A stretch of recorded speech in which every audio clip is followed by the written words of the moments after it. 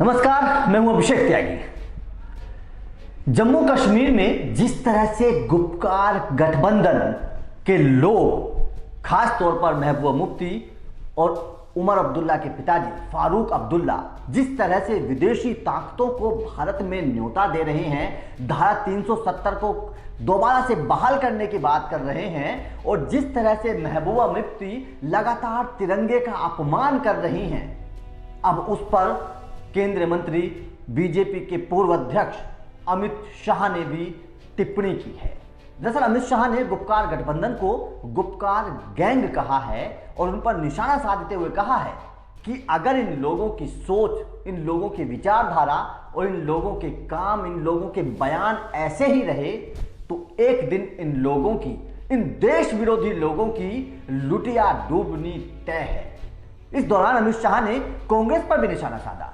दरअसल कांग्रेस हाल ही में जो जम्मू कश्मीर में चुनाव होने वाले हैं, जिला स्तर के जो चुनाव होने वाले हैं, उन चुनावों में कांग्रेस इस गुपकार गठबंधन की जो पार्टियां हैं उनके साथ चुनाव लड़ेगी। मतलब इन देश विरोधी लोगों के साथ कांग्रेस चुनाव लड़ेगी। इससे साफ हो गया है कि कांग्रेस की विचारधारा भी इन देश विरोधी लोगों की ही तरह है।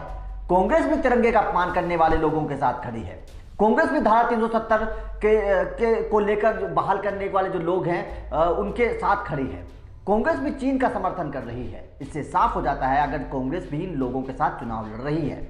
और अमित शाह ने कांग्रेस पर निशाना साधते हुए कहा है कि कांग्रेस को अपना स्टैंड साफ करना चाहिए कि क्या वो देश विरोधी लोगों के साथ खड़ी है या नहीं, क्योंकि जिस तरह से कांग्रेस ने इन लोगों के साथ गठबंधन में चुनाव लड़ने की बात कही है तो कांग्रेस की विचारधारा भी साफ नजर आती है कि वो भी इन देश विरोधी लोगों के साथ खड़ी है। वैसे आपको बता दें कि अमित शाह ने ट्विटर पर एक ट्वीट किया इन लोगों को लेकर और उस ट्वीट में अमित शाह ने साफ साफ कहा, अमित शाह ने कहा कि कांग्रेस और गुपकार गैंग जम्मू और कश्मीर को वापस आतंक के युग में ले जाना चाहते हैं। वे दलितों, महिलाओं और आदिवासियों के अधिकार छीन लेना चाहते हैं जो हमने अनुच्छेद 370 हटाकर दिए हैं। यही वजह है कि देश की जनता उन्हें हर जगह रिजेक्ट कर रही है। उसके बाद में अमित शाह ने कहा कि जम्मू और कश्मीर हमेशा से भारत का आंतरिक हिस्सा रहा है। भारत के लोग राष्ट्र हित के खिलाफ बने किसी भी अपवित्र ग्लोबल गठबंधन को सहन नहीं करेंगे। या तो गुपकार गैंग देश के मूड के साथ चले वरना लोग उन्हें डुबा देंगे। वैसे बात सही है क्योंकि देश की जनता अब जाग गई है और देश की जनता अब देश विरोधी लोगों, देश विरोधी पार्टियों, देश विरोधी बयानों को किसी भी कीमत पर बर्दाश्त नहीं करेगी। अगर कांग्रेस इसी तरह से देश विरोधी लोगों के साथ मिलकर चुनाव लड़ती रही, देश विरोधी बयान देती रही, देश विरोधी बातों का समर्थन करती रही तो वो दिन दूर नहीं है कि भारत की सबसे पुरानी पार्टी खत्म हो जाएगी, केवल इतिहास बनकर रह जाएगी। क्योंकि देश की जनता अब जाग गई है और वो देश विरोधी बात करने वाले किसी भी इंसान को बर्दाश्त नहीं करेगी।